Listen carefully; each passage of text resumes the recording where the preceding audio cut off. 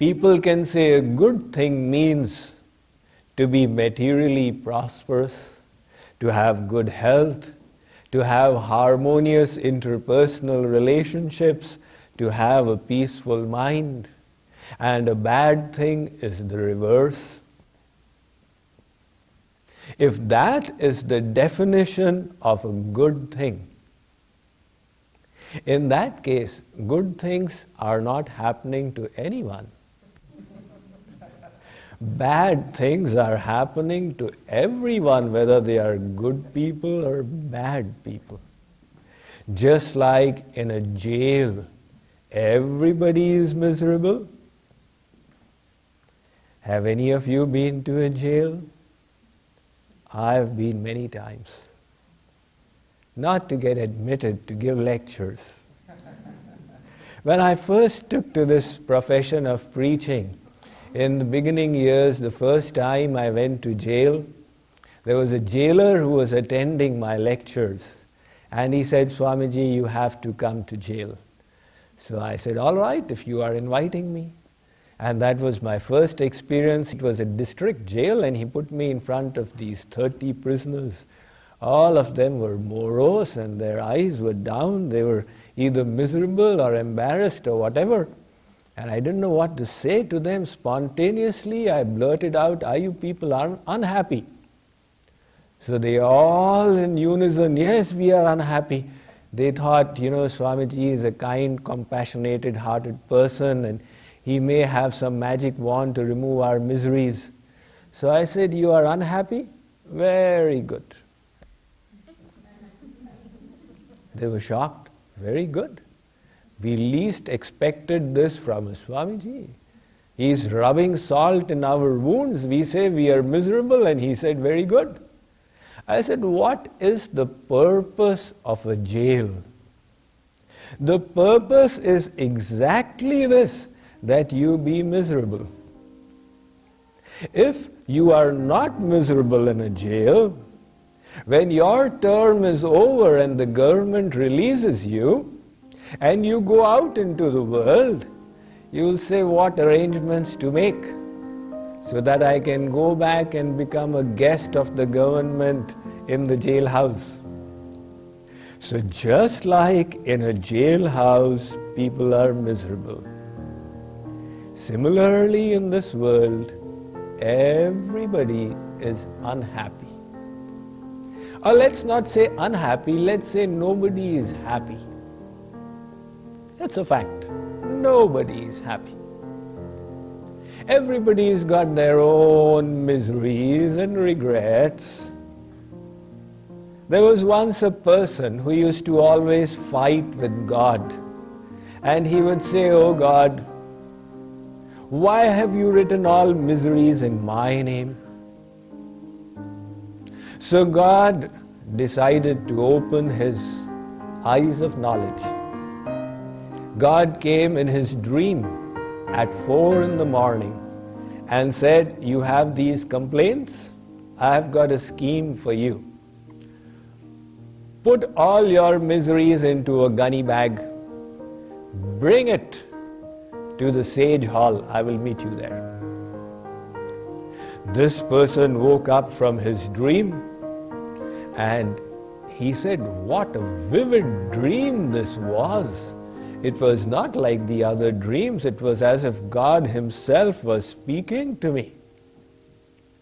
So he decided to follow the instructions. He put all his miseries into a bag and he walked out of his house. It was still dark, 4:30. He found his neighbors also walking out with one bag. He said, "What?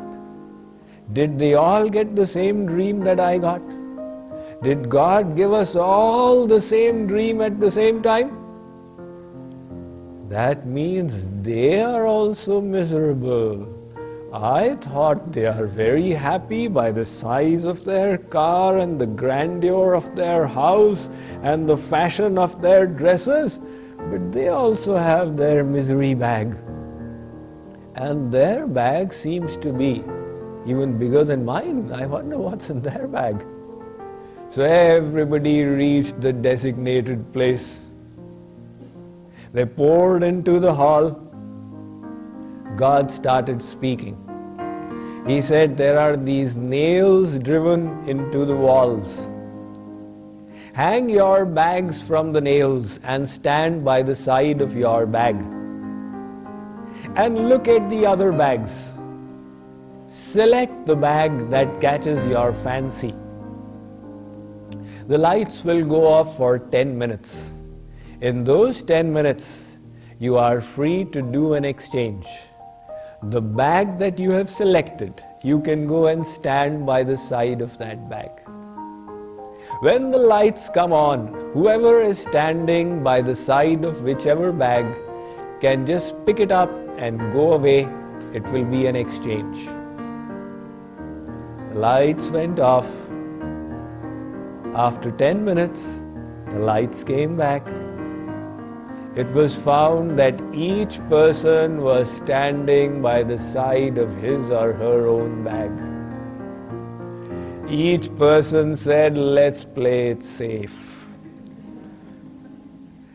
At least I know what is in my bag. My sugar count is a little high and my son quarrels a little with me, but then who knows what is in the other's bag? Whether he's got swine flu, H1N1 virus, or what does he have? So each person picked up their own bag and walked away. And the misunderstanding they had that I am unhappy, everybody else is happy, was dispelled. That nobody is happy in this world. And why? This world is actually like the jailhouse of God. This is the material realm. This is for souls like us who have turned our backs to Him. So those who have chosen not to surrender to God, who have desired to have their own way, it is for us souls that this world exists. And here, if we did become happy, there would be no need for God. But this unhappiness, this discontent of the soul from within, forces us to keep searching for the true happiness. And this search over a continuum of lifetimes brings us finally to the feet of God. So if we are in this jailhouse of God, the material realm, we spiritual souls, that means we are not tremendously good people. Possibly you can say we are moderately good people. So the statement, why do bad things happen to good people, needs to be corrected a bit. Why do bad things happen to moderately good people? So these things happen to make us even better. If we remained attached to material things, we would never have hankered, yearned for spiritual joys.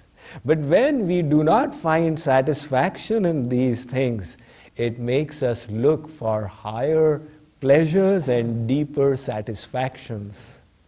A mother does the same. The mother wishes to feed her child, but the child is so engrossed in the toys that the child is not interested in the mother or the mother's milk. So the mother quietly has the toy snatched away.